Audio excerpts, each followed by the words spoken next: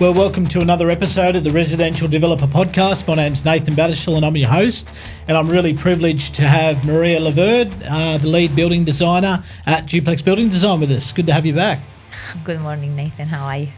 Really well, really well. And look, I thought today we could have a chat about different types of dual occupancies, because I think for a lot of investors, developers, builder developers who listen to this podcast who are interested in doing projects, there's so many different types of dual occupancies that you can do, attached, detached. So I thought we could spend a little bit of time just breaking down the different types and talking about scenarios, maybe where they get used, maybe some of the advantages and disadvantages of those, because the side-by-side duplex is not always the way to go. Obviously, it's the most common, but we want to talk about some of the scenarios out there just so people can jump into that. So, look, let's just start off by just explaining to us what a dual occupancy is, because sometimes people get mixed up between dual occupancy and duplex.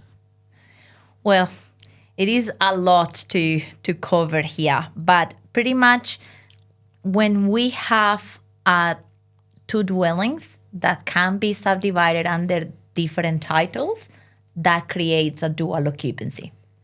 So there is different ways of subdivision. There might be a strata title or torrent title.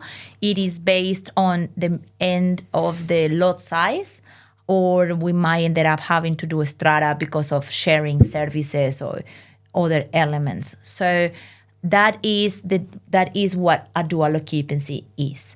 But there is also a lot of types of dual occupancies. There is attached, semi-detached. So we're going to go one by one, trying to explain each of them. Yep. Detached dual occupancies are dwellings that don't share a common wall or a common floor. They are fully detached.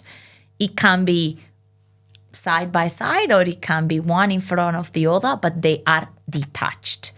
So if we have one side by side or one in front of the other, that also creates another type of dual occupancy when one is in front of the other. Yep. When one is in front of the other, it can only be approved via development application. Yeah, which is important because the amount of people that ring and say, I want to do a detached dual occupancy, one at the front, one at the back, or keep the house at the front and do one at the back, and I want to do it CDC. Yes, we're not allowed. Yeah. So it is still a dual occupancy, but it must be approved via development application. Yep. Now, when they are detached and they are either in front of the other or next to each other, they don't have to be the same. Yeah. We can have one white and we can have one black. Yep. We can have one modern and we can have another one coastal. Yep. Okay. Yep. So the benefits of doing that is once the end product is there, they don't seem to be developed at the same time or being a dual occupancy from the beginning. Yeah. So that is when they are detached. It is important to note that for fire regulation, the separation of the two buildings is one requirement is 1.8 Yes. meters. However, under CDC, the minimum separation required is 3 meters. So side by side facing the front. Yes, Yep. it needs to be minimum 3 meters separation. Yep. If you go compliant development. Yep. If we go DA, it's 1.8. Yeah. And in terms of just quickly jumping in there, and each council can vary too, can't it? For the house at the back, some councils won't allow it to be double story. Two-story, yes. Because it creates a block called a battle axe block, the one that is at the back, meaning that you need to access through the driveway and come at the back. Many councils don't allow that dwelling to be two-story. Needs to be single-story. And also, it is important that to find that there are some councils that have a minimum lot size for duplexes to be detached. Yes. For example, the Central Coast has, I think it's 700 square meters minimum lot size for the duplexes to be detached. Yeah. Otherwise, it needs to be attached. Yeah. Now, it's a really important point to mention that the definition of attached doesn't mean the whole dwellings need to be attached. Yes. There is no a definition of it needs to be 1 meter, 5 meter, 10 meter, the attachment. They need to be attached. So we can attach them, let's say, only through the living areas or Just through the the garage, garage or only the laundries. Yeah. And everything else is detached. So that concept is called semi-detached. Yes. So they are attached but Yeah. detached mostly. Yeah. So that is another type of dual occupancy, which So is just- the semi-detached. I'll just jump in. So from a resale point of view, the detached, they're beneficial because essentially you can do them, they can become almost like standalone houses, Yes, which obviously attracts a better resale. yes. However, I think that from the duplex buyer's perspective, one of the biggest concerns is feeling attached to somebody else. The technology has come way ahead, and there is a lot of covered areas in relation to noise transfer and all of that, but it's still people is concerned about that. So when we can provide a dwelling that is semi-detached, meaning if we only attach them in the garage or in the laundry, it means we can then avoid that noise transmission and the feeling that the buyer has in relation to the house is better Yep. because they feel like they are, and the look of the house looks like detached. We might just have them attached at the back for a 1.8, Yep. 1.5 in the laundry, and that's it. And because they are semi-detached, the separation between those two buildings is only 1.8. It's Yep. not the 3 meters that is required for the fully detached. Yep. So that is a benefit if we want to have the feel, but we don't have the space to give the 3 meters. Yep. So yeah, that is definitely better for the resale perspective Yeah. in the Yeah. case. So Okay. that's for the semi. That is for the semi-detached. Yeah, yeah. Yeah. There are other type of duplexes, which most this one is less common because of the building cost of it, but it is when they share the floor. Yep. So meaning you have one on top of the other. Yep. It's only 2 dwellings. Yep. They are class 2. Yes. So the cost of the build is much dearer. Yep. We require a lot of more consultants. The builder requires more certifications and things to Yep. get it built and approved. Yeah, and so essentially the builder, designer, and a lot of the consultants have to have that class 2. Yes, Registration. accreditation. Yeah. Yes. So that makes a cost of that build much more expensive. As we have said in other episodes, we are always under CDC, not always, but most of the times allowed to have basements. Yes. So we can also have a basement that the duplexes are sitting on. Yes. When the basement is an open car park, that also creates a different type of approval. Yep. And that makes it more expensive to build. So they are not as popular, but that is another type of Yep. dual occupancy. Yep. Where So what's one a on top of the other. time? Sorry to jump in, but I think you hit a really good point because look, often this is not a popular way of doing things with one dwelling on the bottom, one on the top. But do you want to run us through a scenario where that class 2 dual occupancy would be super beneficial? Yes, we did one.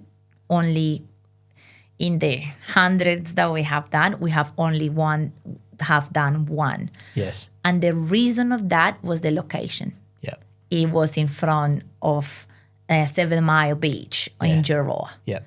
So the client wanted to have as clear view from the beach. Yeah. 180 degrees view, and didn't want to cut it in half because needed to give to the other dwelling. So what was the best solution? Be able to have a single level duplex and have another one at the top. Yeah. That was what created a class 2, Yeah. while also the one that was at the top had their double garage. So we ended up having to share part of the front to the ones that were going at the top. So I think that it is not as popular, but the solution is there based on the need.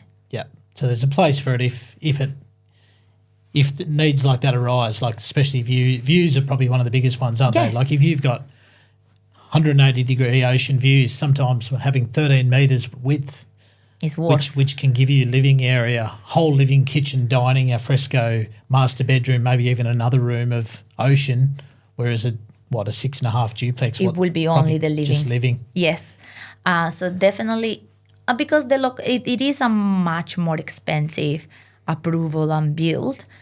Many people doesn't go through that. Yeah. But then again, the location, certain times the price is not the only thing. The price of build is not the only thing that drives the development. Yep. So you know that if you will have that unlimited view, that will pay for the bill. So you need to get it. So yeah, that is another type of duplex that is out there in case that somebody.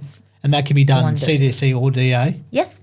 Yep. Yes, it can be CDC. There is one thing that you need to consider in the sense of the CDC, and is that the rear balconies under CDC cannot be more than 12 square meters. Yep. And it cannot be higher than 4.5 meters above the ground. Yes. Yep. So it is not ideal when somebody wants enormous balcony looking at the water, but there are ways around. Yep. A sunroom or a living area that opens part into that balcony, but obviously that is included in the FSR. Yep.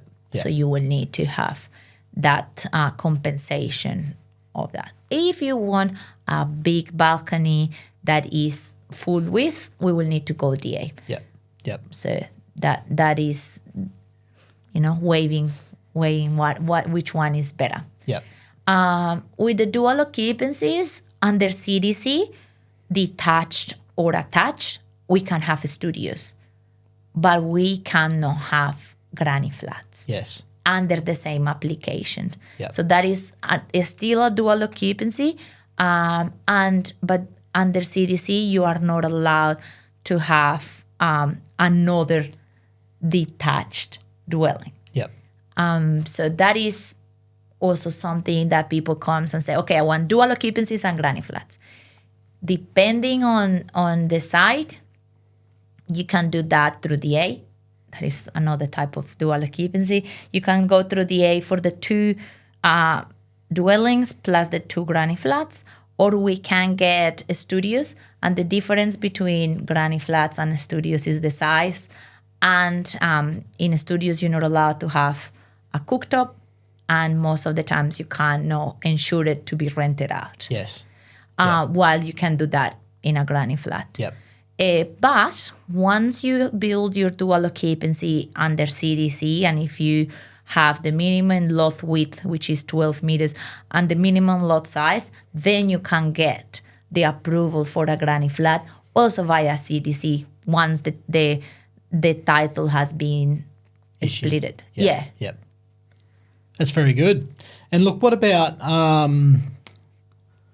obviously it's a different type of dual occupancy based on the site, but what about reverse living? I know we were talking about that earlier this morning. It's not always popular, but there is a place for that. Have you? I'm loving reverse living lately, because the reverse living is where we have the bedrooms in the ground floor and we have the living area in the first floor. And if you have views, that's the way of capturing them. Yeah. Yep. You cannot always see the ocean from the ground floor. Sometimes you can, but not always. Yep. The escarpment, or you might have a 2-story building in front of you. So moving the living area fully to the first floor helps with that view. But also, what happens if you have the north towards the street? Yeah. So that means you will have now your entertaining area, which is a balcony that acts as an alfresco, Yep. full of light. So there is a lot of benefits on doing reverse living. And the main thing would be, under my advice as a designer, is have the stairs as close as possible to the entry and to the garage. Yep. So that means once you get in with bags from shopping or people comes to visit, you then move upstairs and it's a separate entertaining area. Yeah. Has a lot of benefits. We have been doing lately few in the South Coast, in Wonuna, and the areas around the beach where we have the living area in the first floor, and behind the kitchen and all of the those services, we have the master bedroom. Yep.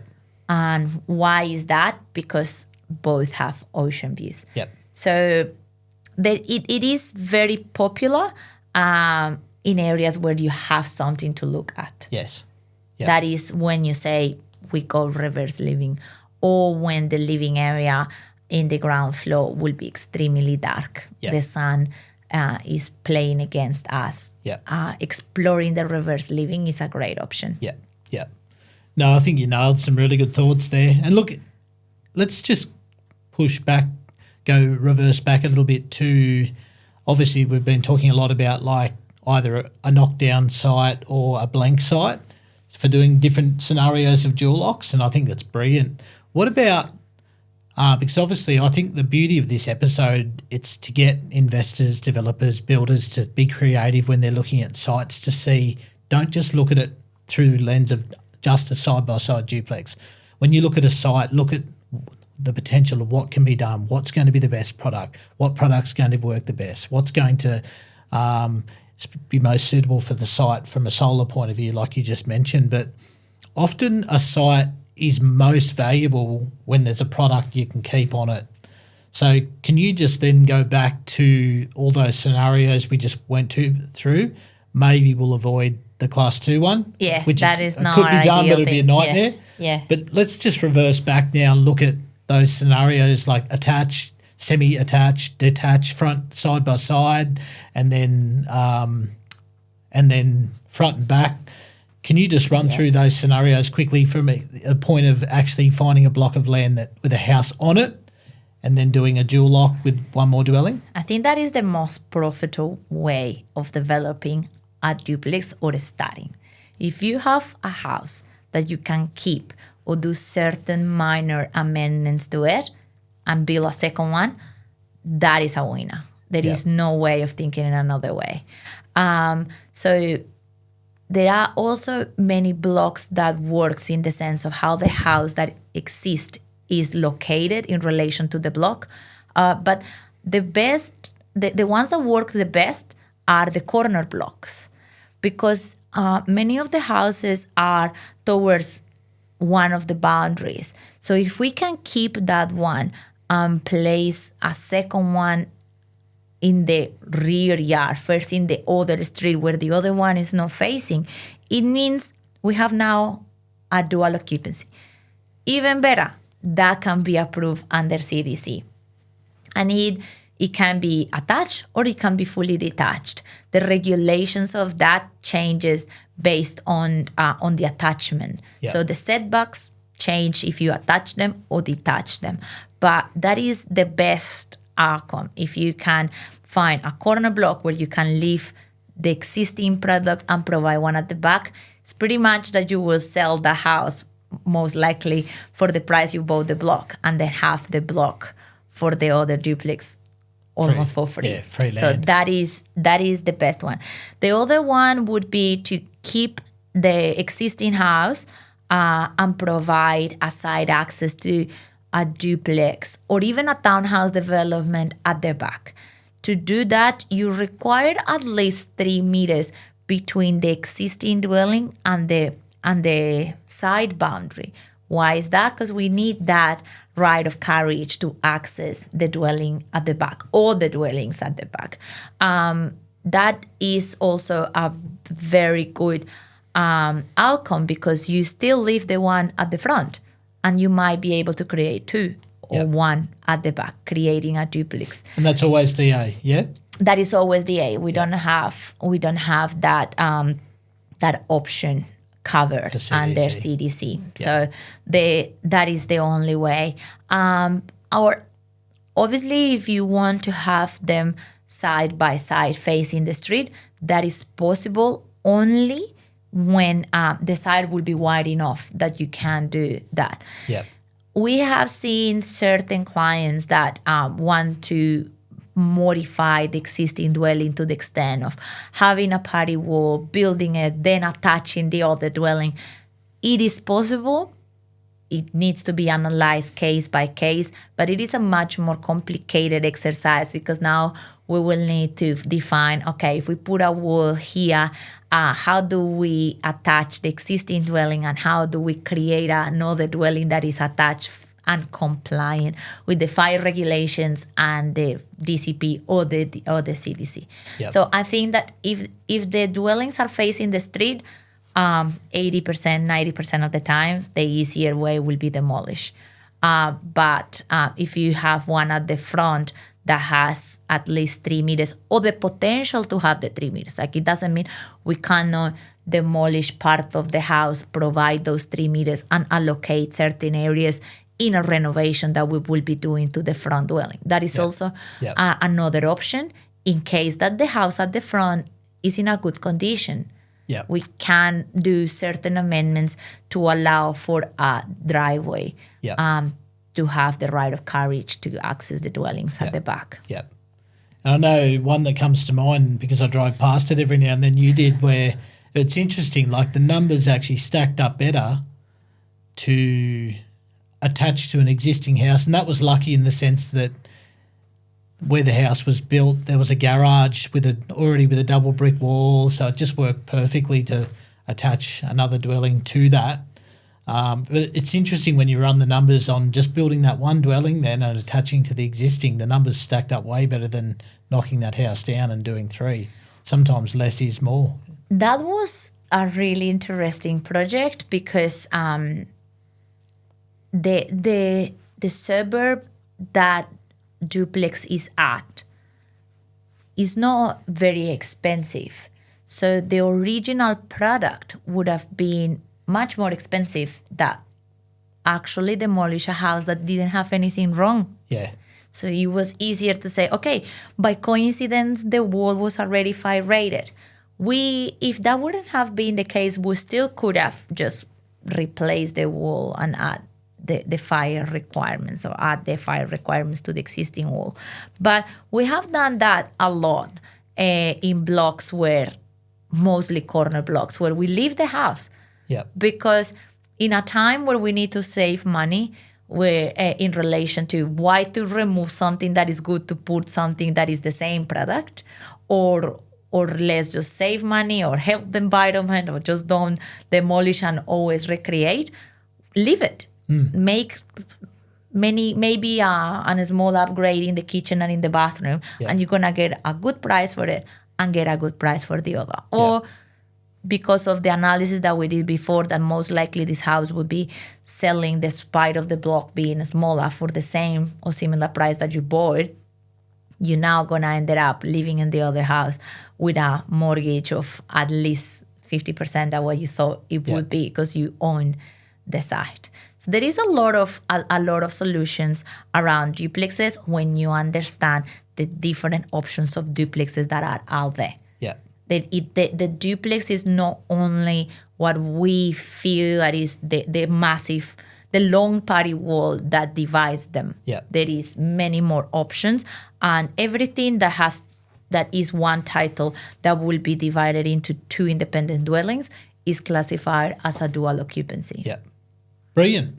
Well, it's been a great episode, and I'm sure at some point we'll be able to do episodes breaking some of these ones down into more detail. But look, if you, I'm sure you would have got a lot of value out of that. It's important as an investor or developer to educate yourself around the different types of dual locks that are available in the market, because each of them have different advantages, disadvantages. So look, if you enjoyed this episode, I encourage you to like, share, subscribe, share it with family, friends, people that are passionate about investment. And look, if you want to get in touch with Duplex Building Design and investigate what types of dual locks can be done, all the information will be in the show notes. So thanks for listening, and we'll see you next week.